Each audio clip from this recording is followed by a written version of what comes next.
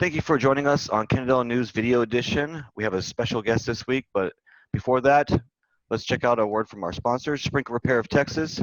If your sprinkler's broke, they can fix it. SprinklerRepairOfTexas.com. Check out their video. Hey, is your sprinkler broke? We can fix it. Sprinkler Repair of Texas.com. I have a special guest today, former mayor, current school board member, and a lawyer, Mr. John Clark. How you doing, John? Hi, Jeff. How are you? I'm doing well. I'm kind of coming out of my COVID shell. I got a haircut, and I look nice and clean shaved, and I got new glasses. So I'm happy to be back, partially 50%. Yeah, I think we all want to be back. Yeah, I mean, if you look at the news, it just looks like most of the nation's back with all the riots slash the walking for the police that's going on. And we just got back from the beach as well, so a lot of people down there weren't using masks either. So I think most of America's kind of getting back to business as usual, not as scared as they were before. How about you and your wife? Are you guys getting back to business? Well, I've been, the way we handle it in our office, I work the mornings in the office with my legal assistant, and my partner worked the afternoon with his, so kind of spread things out, and then we work remote and remain in the afternoons. We aren't allowed to have court hearings live. All the stuff that we do is Zoom hearings. We're careful still when we go out. We're wearing masks. We're going through crowds. Probably more for my feeling of security and making other people think that I'm concerned about them. Yeah, I watched a couple of the civil courts do their hearings through Facebook, and mostly Facebook's what they've been doing, and the juvenile court as well. So I think that's kind of interesting. I know it's kind of a pain in the butt for you guys. I know I have a lot of clients complaining about it, especially if all courts start doing it at the same time. And it's like some criminal offense attorneys are in multiple courts. It's just going to be difficult, but hopefully we can get the courts back down to business by next month. Well, everything we're hearing, they won't be opening the courts back up till at least August. My expectation is when August rolls around, it'll be pushed back into maybe September. It's just there's a lot of protocols for the courts and court administration that they have to meet. Like if we did it open up, they'd have to have a limited number of people in the courtroom, cleanings between each court hearing. So our system is designed to have multiple hearings back to back to back to back, or multiple set at the same time, and the judge moves through hall. And with the cleanings and stuff, it doesn't work as well. Well, I know the judges had a big meeting last week, and they still couldn't come to terms on when to open or how to open. I know there's a lot of conflict there from what I hear. But then I heard that the Texas Supreme Court had kind of pushed down like a edict about opening courts. Do you know anything about that? I haven't read it since that original article. They're on there. I can probably tell you that. They're on there. Let me find it here for you. Let's see. The last one we had was last Friday, and the Supreme Court is on its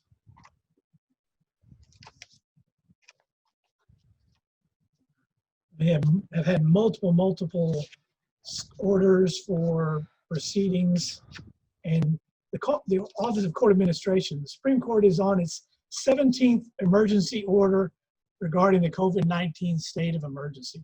Wow. So they keep updating and changing, but the real problem is the Office of Court Administration, which is a subpart of operates in the Office of the Supreme Court, has really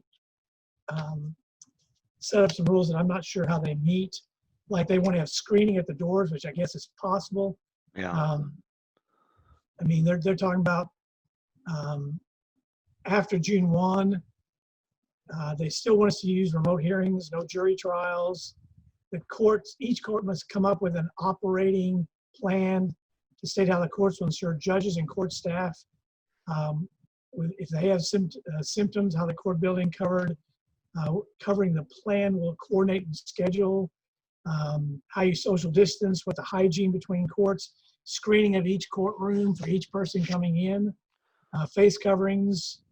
So again, there are a lot of terms that, the Supreme Court doesn't deal with people with the level, obviously, that the local courts do. And so you always have to take that with, an understanding of what they deal with versus what we deal with. Definitely a different world we live in. I'm just hoping that we can get kind of back to semi-normal for the procedures and just restaurants in general.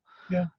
Hopefully, I don't know. Hopefully within a few years. I just don't. I think that people are either going to run with this or milk it either way for at least a few years until most people get tired of it, which most people are already getting tired of it. So. Well, I think if we can see people and no increases in cases, we'll have more confidence for that. Yeah. All right. So we're not here to talk about law. We're here to talk about the school board and the school district. We just finished up the school year a little early this year. Very successful, I think, with the remote distance learning.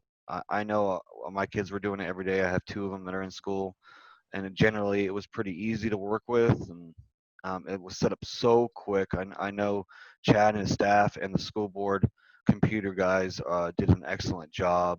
What's your thoughts about how that process went after spring break? I think we did a great job, compared to the surrounding districts and what I've heard from other parents and other teachers.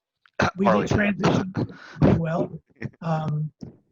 First thing we had to do, obviously, if we're going to online learning, we had to figure out which homes didn't have the technology to allow them to do that. So that came to providing Chromebooks and whatever we could to those households that didn't have them so they could have some stuff.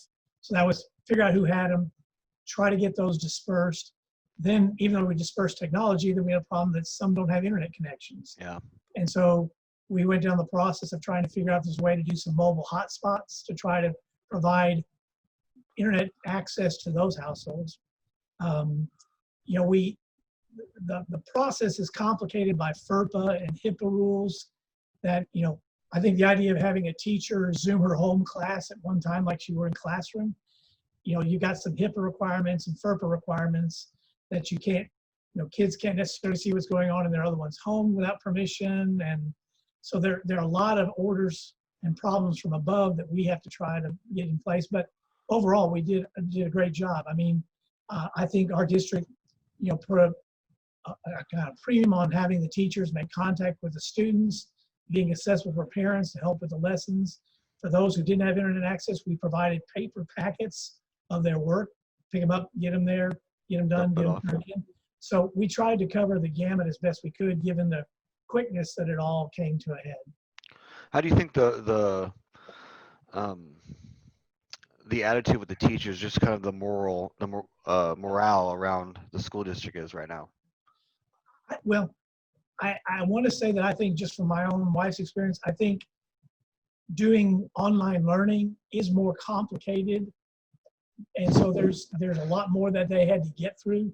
A lot of teachers probably aren't as comfortable on technology as some. And so they had to get used to that technology. I think their morale is good. If you look, many of our teachers, I drove one teacher around with my wife and dropped off packets for their kids at the end of the year. And they try to stay connected. They, contacted them or had a schedule of contact with them, just saying hello, and I know my wife would sit there and talk, their dog was there. We talked about the dog. And so it was a very good connection. Is it the same connection as being there in person? No. Schools have a lot of other responsibilities other than just education. Sometimes we're acting as parents. Sometimes we're acting as a safety zone.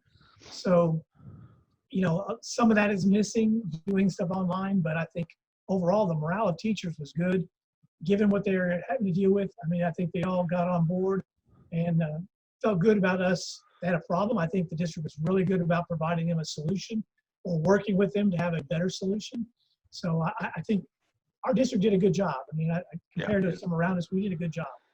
I mean, as a parent, you guys absolutely did a great job, I think, especially, and I'm in elementary and the junior high, so I kind of got a little spectrum there. It was just fantastic. It was really smooth, and considering what it was, and pumped it out pretty quick. And I know it was a little difficult for some people. Some people didn't have internet, like you said, or computers. But do you think this is what the standard will be coming next fall? We'll just go ahead and segue to that. I think that's a lot of people's fears right now. Well, I can put it to you this way. Our administration and the board, and my belief is, we think getting our kids back into school every day in a normal routine is the best educational opportunity for them. Having said that, I think that's the way our district is focused on. We're looking at opening up on a regular start date, having kids in classes. Now, having said that, every single day, the Commissioner of Education, TEA, are coming down with regulations that impede that process. For example, the most recent set says, if you're going to open, here are just some of the requirements we would expect. Number one, in classrooms, student desks must be at least 6 feet apart. Yeah, good luck That with that. sounds okay. Okay. However, in a classroom of 15 or 18 kids, when you space them 6 feet, Yeah. 6 feet apart, the class is now 8. So are we now talking about doubling our teacher staff for getting those classes done the same day? Where are those classrooms that we can put all those kids in at 6 feet apart? That, Especially for us, we only have Yeah. 4 buildings, or 5. We have 5. there's no way physically to make that work. So that leads you to, well, maybe we split the week.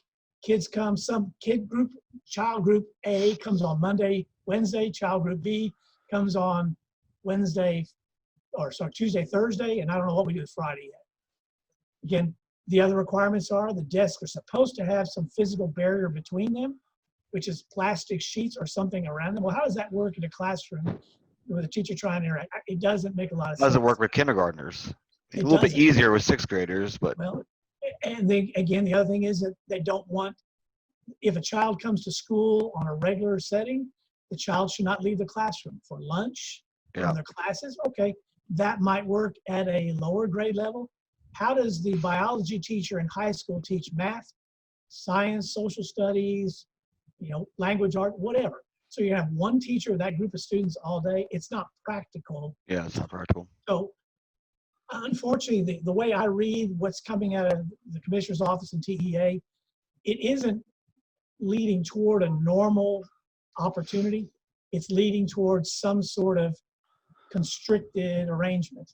And there are a myriad of other problems. Again, is anybody talking about busing? They say that kids have to social distance on a bus. So a bus that could carry 40 kids now carries, because you have to have them one in a seat, 6 feet apart, which basically means you checkerboard. First seat on the left side, second seat on the right side, third seat on the left side.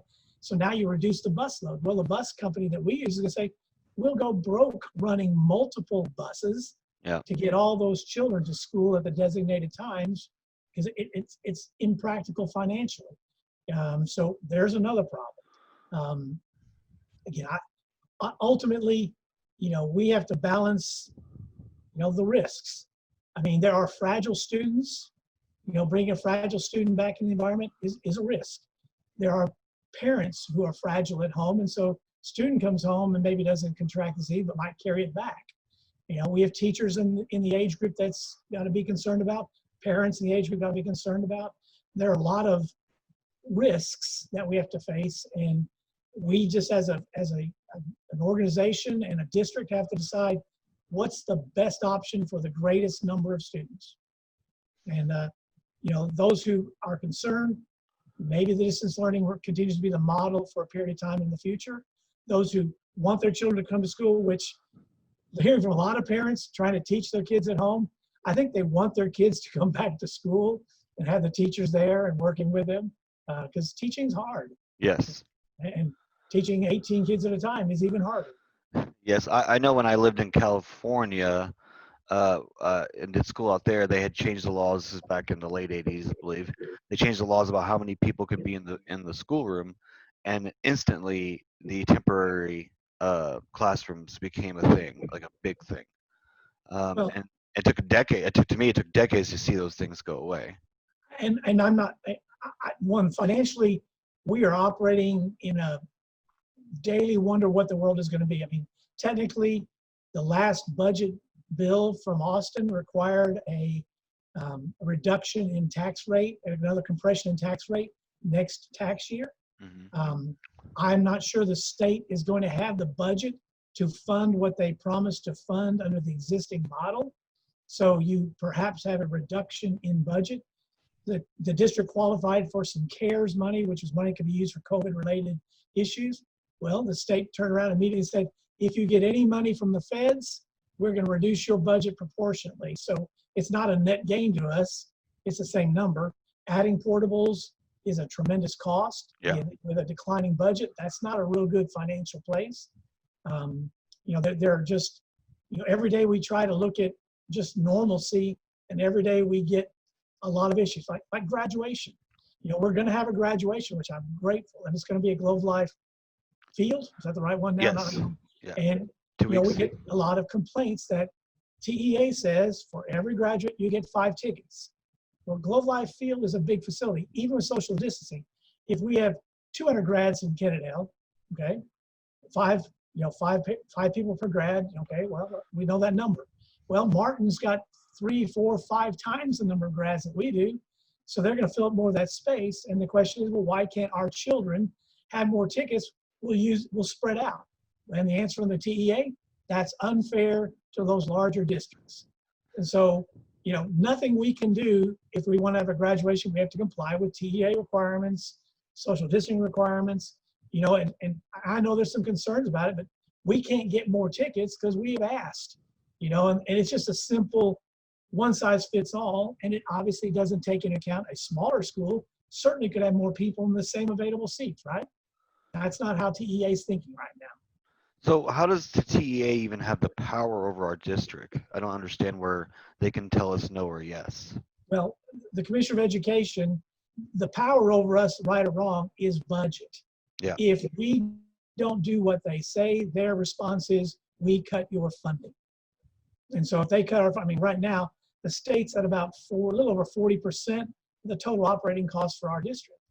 And that's, originally it was state paid a bigger part, we paid a smaller part, but over time, there's been a shift in that load from the state to local. And now, and again, every time you turn around, they're looking to find ways to reduce the state's portion of the funding for schools. And that's why taxes continue to increase, is because the state isn't wanting to say, we'll have a state income tax and pay out of that budget or allocate the resources. It's a problem.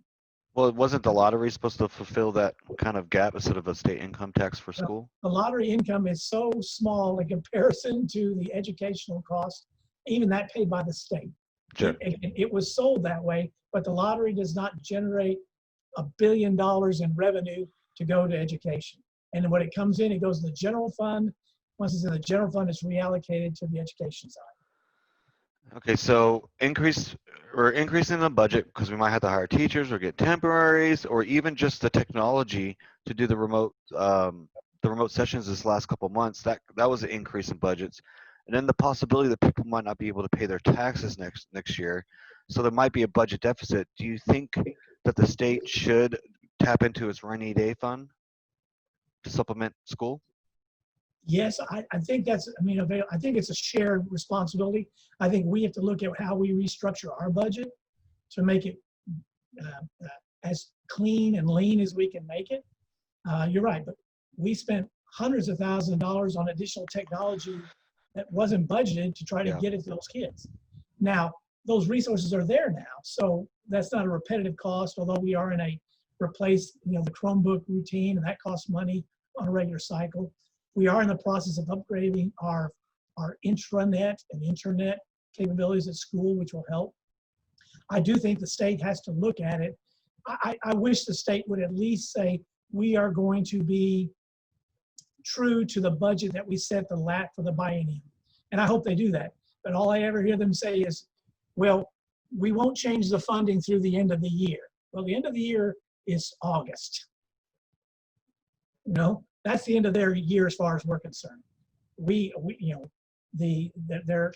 looks so far, and what we've seen what the taxing district has sent to us, the taxing authority, we haven't seen a decline in property value that's reflected on what we're looking at yet. So, we're not seeing or anticipating a major reduction in the property tax return or income for those values, right, when they're paid, because usually we get a big check like in, March. A lot of people pay right in January, February. So there's a piece that comes in March, a piece that comes in August. I think you'll see that those numbers allocate differently, which means we carry the cost for a part of the year. Then when we get our property tax revenue, it flushes up our reserves. So they pull out reserves, flush it back up. It's definitely going to be an interesting session next year, It, all it, around, I think. it, But it will be. And so, like I said, I'm hopeful to see, I would like to see us be normal. That's what, I think our students have the best opportunity that way. I think it helps all around. I look at like UIL, sports stuff. How's it affecting sports? Well, so far the information we have on sports is you still have to follow the social distancing rules, which means there are ways like you can have weight room work, but you got to disinfect between groups of, like if there's 10 pieces of equipment and they're over 6 feet apart, that means you can have 10 in there at a time on a piece of equipment, clean it, they switch to the next piece of equipment, clean it. So it's opening up, but how do you have a huddle in football? Are you 6 feet apart? How do you have people on the bench 6 feet apart? How do the coaches, run their practices keeping 6 feet apart? Competing, I don't know what that looks like. Nobody in the stands and they compete. Well, again, you gotta have to check each child is gonna have to be verified that they don't carry COVID or haven't had COVID or not active in COVID. It's a nightmare. That may be what we see makes people feel better. If we have sports programs that seem to be normal and people feel comfortable in that, then the school piece should be more as comfortable, I hope.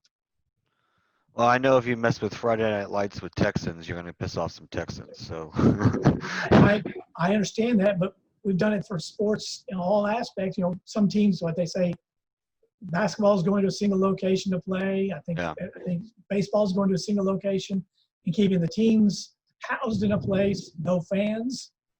We can't do that. We can't, I can't isolate every child who plays a sport in a hotel or in one place, and kids from other schools. It doesn't make a lot of sense. So I don't know how sports doesn't work without some risk.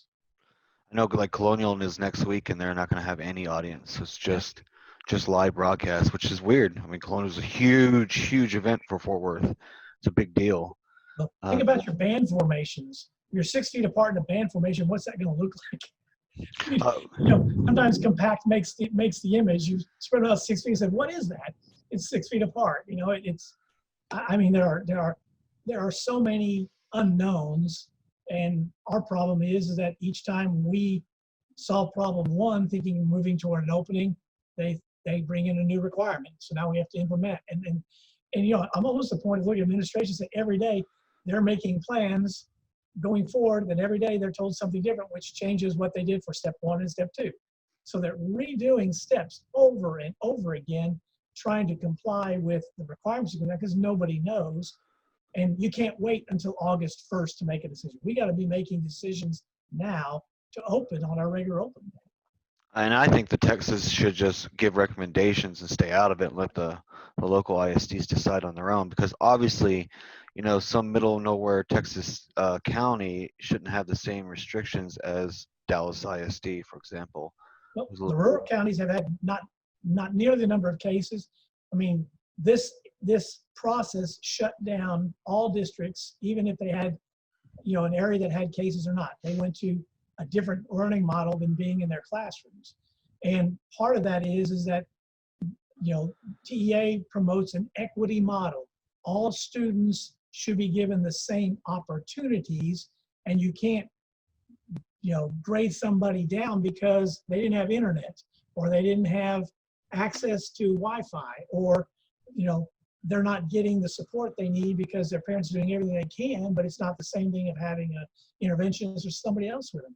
And so this equity issue creates a whole overlay that makes it difficult because, you're trying to do the same thing or make the same thing available to everyone in an effective way. It's just hard to do. It's amazing what parents and students have done adapting to this. For example, some students might not have a parent who is home because they're working full time, or English is not their native language, or they're just not educated, so they're kind of stuck. And the students have kind of banded together and done study groups online.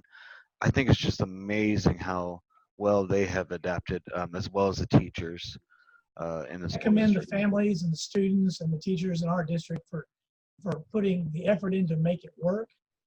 I do recognize that there are going to be difficulties if we continue in this model, because I think parents can't stay home all the time. Yeah. I think it's hard on students, in a classroom, the interaction is different. If you're talking about, 50 minutes of interaction with a teacher, sitting at home without any supervision or not the same sort of supervision, it's hard for a kid to spend 50 minutes focused on a computer screen, in the same way. So we really got to make the lesson intense. Everything I hear from Dr. Vu is, if we can get a 20-minute intense, focused session with a child, they can get some good learning in that subject. I don't think that, I hate to say it, I think if at a high school level, it's hard to present a good lecture in 15 minutes in some subjects, but if you're doing it in 30 or 40 minutes, it's hard to get started by the time you do everything you got to do, have the lecture, get some feedback. So, a lot of what Dr. Vu and her staff is working on, getting feedback. Let's see how we're doing, adapt based upon what feedback we get back from parents, feedback from students, and try to provide the best model to the largest number of people that we can. I couldn't even imagine doing this 20 years ago or 30 years ago. And I'm not just talking about like the internet part or the distance learning part, but just the resources on YouTube and PBS Kids and all these other things that can just here's a link, go watch a video about lizards. Now do your project about lizards was basically how it went down with my kindergartner. And just so it's just amazing what we have at our fingertips to even make this possible to do it at home. But I do think that's a handicap as well.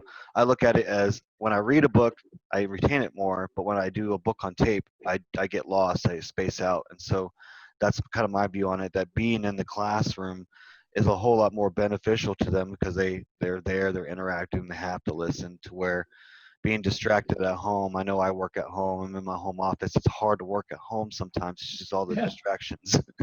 Well, again, it's home. I mean, Yep.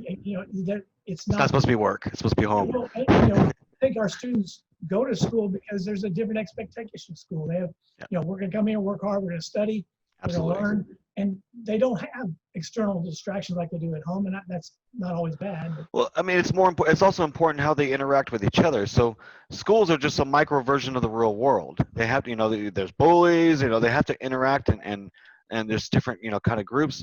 This is what's training them to when they leave high school and we release them to the world, how they interact in this world and function. So if we don't have that school setting, I think that this generation would be at a handicap when they actually do reach out and get to the real world.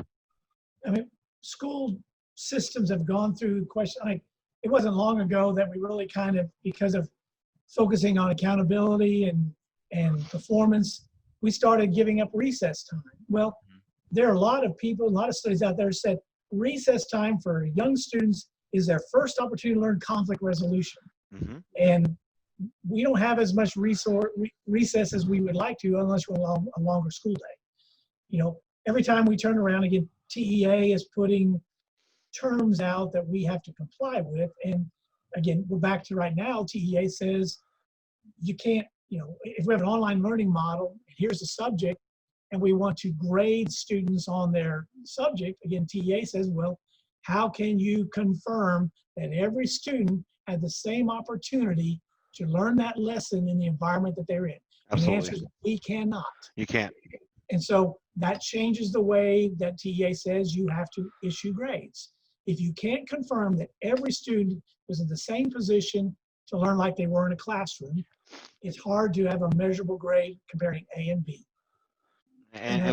And we know it's not equal. I just had somebody reach out to my IT company last week and ask for a laptop for their students. And even though it's after school, they're still trying to catch up. They just didn't have the opportunity. Right. I yelled at them about calling me 2 months ago. You should call me 2 months ago. I have computers just sitting here for free. So I know that there's people out there who didn't have the same opportunity as my children did, for example. And I said, I think I commend the parents that matched those groups up and got them working together or collaborating to help their students. All of us agree that the best educational opportunity is if we can be back in some semblance of a normal school day with students in the seats, teachers able to teach them. All right, John. Well, I do appreciate your time and your hard work for our community. I've known you for a long time, and I know you'd be a a man that puts the community first, just like I do. Any final thoughts from you? No, I appreciate the opportunity to get the word out there and tell everyone, please be patient. You know, it's not like, unfortunately, we get to decide our own fate. We have TEA kind of riding herd on us. Another positive, though, we are trying to put together a parade for that Saturday before graduation, which is what, the 20th? Michael Straight. Yeah, I saw that Michael Straight kind of posted that. And Yeah. we'll get his, I believe we have it on our Kennedale news wall, but we'll make sure that we add that Try for to you celebrate guys. the seniors and let them have a drive-through parade so that, you know, people get out and congratulate them, since their year has been a different year than most. Yes. Will you be there at graduation 2 weeks from now? On the 23rd, I plan to be there. Yes, I All right. hope to be. We're going to try to Hopefully be they'll there let as us. well. Hopefully they'll let us come in. Maybe I'm not. Do I have to get you a press pass? Don't get a press pass. I mean, Yeah. I'll do whatever they tell me to do. I think it's an important event. All right. Well, thanks again, John, and thanks again for you guys tuning in at home. Once again, check out our sponsor, Sprinkler Repair Texas, if you have any sprinkler needs, and we'll see you for the next video edition. Thank you.